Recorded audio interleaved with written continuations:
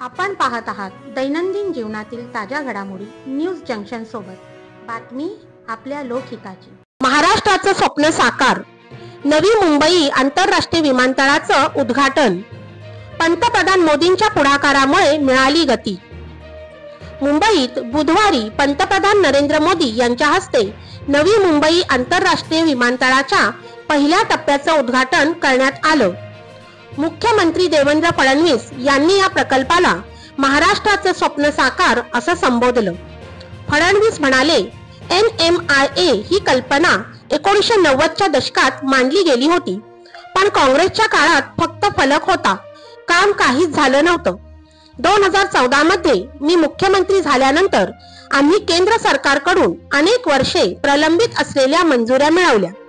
पंतप्रधान मोदींसोबतच्या एका बैठकीत सर्व अडथळे दूर झाले आणि प्रकल्पाला वेग मिळाला। या कार्यक्रमाला उपमुख्यमंत्री एकनाथ शिंदे, अजित पवार आणि नागरी विमान वाहतूक मंत्री के राममोहन नायडू उपस्थित होते।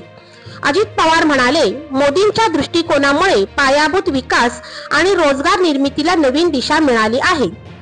नायडू यांनी सांगितलं की NMIA मुळे सुमारे 2 लाख रोजगाराच्या संधी निर्माण होतील आणि मुंबई देशाची एव्हिएशन कॅपिटल बनेल।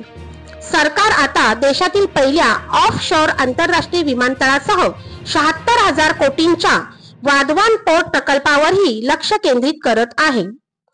अशाच राज्य आणि देशातील ताज्या घडामोडी पाहण्यासाठी आपल्या न्यूज जंक्शन चॅनलला लाईक, सबस्क्राइब करून बेल आयकॉनला क्लिक करा।